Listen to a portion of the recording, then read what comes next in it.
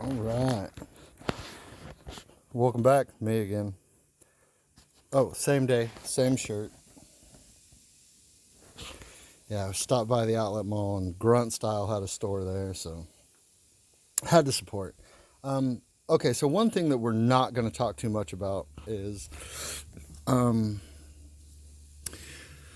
things that can be considered dangerous, well, I'm not even going to say, just, things that get real hot real fast, and sometimes if they're in an enclosed space, um, they they do things.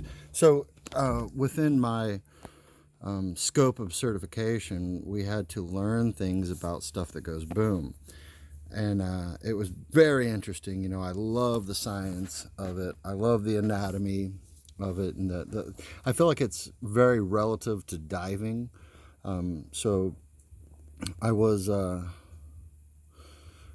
I think trained by the best. I think the Navy and the Marine Corps has the top-notch, most effective training programs because they do. They're the premier specialized schools for military operators of all facets. The Army's up there too, just because they're bigger. They've been around longer. I'm not knocking the Army or saying that we do it better. But anyways, so let's talk about reloading. So if you're interested in reloading and you want to make and manufacture your own, I know that in this economy everything is expensive. Meat's more expensive. Grains are more expensive. Everything is more expensive, obviously. So with inflation, especially when fuel prices go up, everything goes up. Obviously, everybody's seen the cost of ammunition. Now, reloading 101 is not really, it's not really beneficial to your average hunter, your average shooter. I'm talking like if you're competition style and you're shooting every weekend and you're shooting all the time and you're reloading for a year's worth of competition ammunition, whether you're doing the pistol competitions or the long range rifle competitions or shooting skeet, it's just not really viable. It's not that cost effective. Everybody thinks that it's very cost effective, and really if you add it all up, when you talk about your shells and your casings and your primers and your powder and your slugs, I mean, it gets to be about the same. Now, with that being said, reloading is in the long run more inexpensive, especially if you're stocked up and you have some of these reloading products, and there's a bunch of different kinds of reloaders. My recommendation to those of you that want to get started in it is start with shotguns, the most versatile weapon on the planet. I mean, let's be honest. You can take a 12 gauge, you can go hunt deer, you can go hunt, I don't know. I think what we're about to look at will pretty much, I would take it to Africa. I mean, I think that you could probably take down a Tyrannosaurus Rex or a rhinoceros. I mean, it's a formidable weapon. Or you can hunt rabbits with it. I mean, it's just versatile. Good old 12 gauge shotgun. You got so many different kinds of ammunition. So we're going to talk about the most, not the most prevalently. Obviously, birdshot is the most prevalent. Oh, one more product. Guys, I'm not sponsored by any of these. The label's worn off of it. You probably noticed me sniffling and had a runny nose earlier. It's an inhaler. It's a Benzodrex. It's got a mild stimulant in it.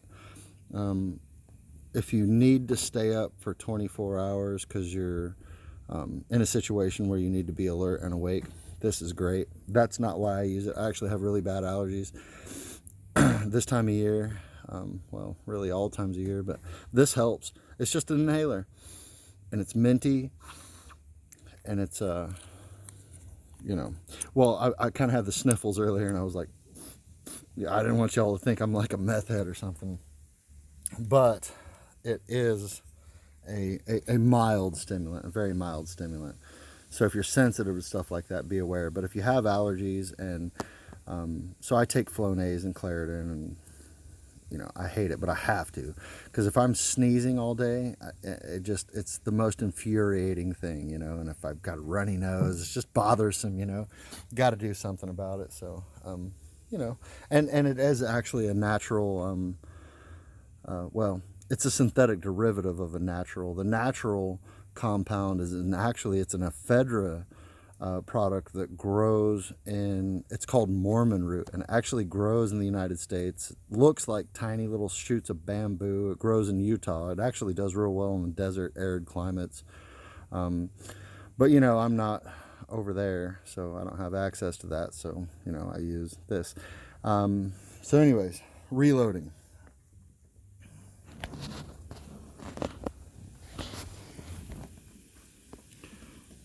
So if you'll see here, this is a 12 gauge, 70 millimeter, 2 3/4 inch shotgun shell. Okay. Now, this one came out wrong. The end got messed up, so I wanted to use this. But if you can see, it's a hollow point. You've got a few different kinds of shotgun shells. So you have your smallest, which is 2-shot. Now with gauges, the smaller the number, the bigger the shell caliber or pellet when we're talking shotguns. So double-aught, triple-aught, those are your bigger balls. They're basically just little lead ball bearings. You can get steel shot. Those are for your you know, duck hunting and your fowl hunting and your migratory birds. The rest of it is just target shot, and 2-shot are the biggest of the small ball bearings that go into a shotgun shell. So when you're talking like 7, 8, 9 shot, those are smaller pellets actually. So it's opposite. It's not what you would think. And then you have your slugs. Now that is a slug that's supposed to be fired out of a cylindrical choke. It's if you can see here, it's got those cuts in it. So that's the rifling. So basically, cylindrical choke is very common shotgun. I'm going to take this thing apart and break it down Barney style so you guys can see it. And it's kind of neat. And if you're going to reload, with shotgun shells, you've got a lot more room for error. So it's just easier to get started, you know. So, you know, but everyone makes mistakes.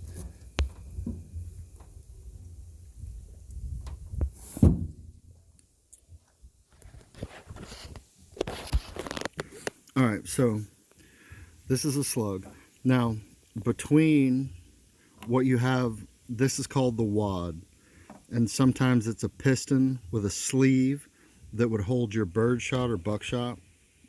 But in this case, they're just little fibrous plates, as you can see. So this separates the gunpowder, the black powder, from the projectile. Now if you can see this, see how it's got those grooves in it? That's because a cylindrical choked shotgun barrel does not have rifling. Rifling is the grooves that are cut into the inside of the barrel, and they're measured in twist. Typically it's a right-hand twist, and the closer that those cuts are made inside the barrel, the more spin you get on the round, which in return results in more accuracy over a longer distance. So obviously if this thing is just lobbed out and it doesn't have any spin, it's just kind of gonna topple ass over end and just go wherever, you know. If the wind blows too hard, it's gonna catch it on the backside and it's gonna throw it off target.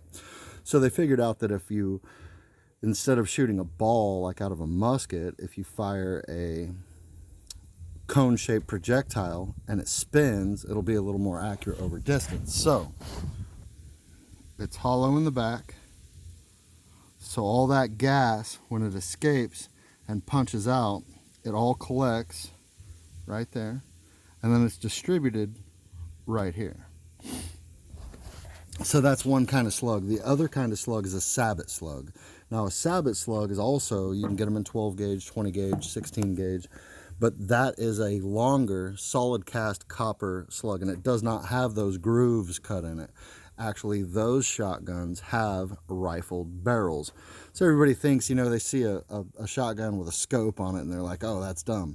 Well, maybe it's not. Maybe it's a Sabot slug. Now, these things are heavy. It's not a high caliber, you know, high pressure weapon typically. But anyways, if you guys want to know more, let me know. We can take you to the press and I can show you how it kind of works. I don't do a lot of it just because it's just so cheap, and I mean it's really not cost effective unless you're shooting all the time, like all the time. I mean, there's some people that do it for sport, you know, and relaxation, and there is such a thing as ballistic therapy, and I like it. But yeah, I hope you guys are interested in stuff like that, because you know it's part of being able to harvest your own food. You can hunt deer, elk, moose. I mean, you can hunt anything with a shotgun. Versatile, inexpensive. I mean, you can go to Walmart and pick one up like tomorrow. So anyways, just thought I'd share that with you, you know. One important thing to notice, and one thing you've got to get right,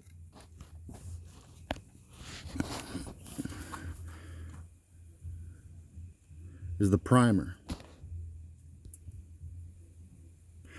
Now, the primer is basically, it's a higher explosive. It's a more concentrated, hotter burning powder than your black powder. And so the explosive train, the way that works is you've got a ignition source, which is typically in a gun, or in a round, it's the primer. In the explosive train, in a more larger conventional explosive, it would be like a blasting cap or a subcharge. But you have to have that initial charge, which is typically smaller than your main charge, but it's a higher, I guess, velocity. I could talk about it for hours, but basically the black powder in this is not as reactive as the primer. The primer is an actual higher explosive. That's what you need to ignite the main charge, which is the black powder in this case. So super neat, very versatile. You can do all kinds of neat things with these shotguns, and you can literally hunt anything. And so, you know, you got to put the food on the table somehow. Yeah, this is a good way to do it. All right, thanks for tuning in. Love you, mean it. Stay vigilant. Stay salty.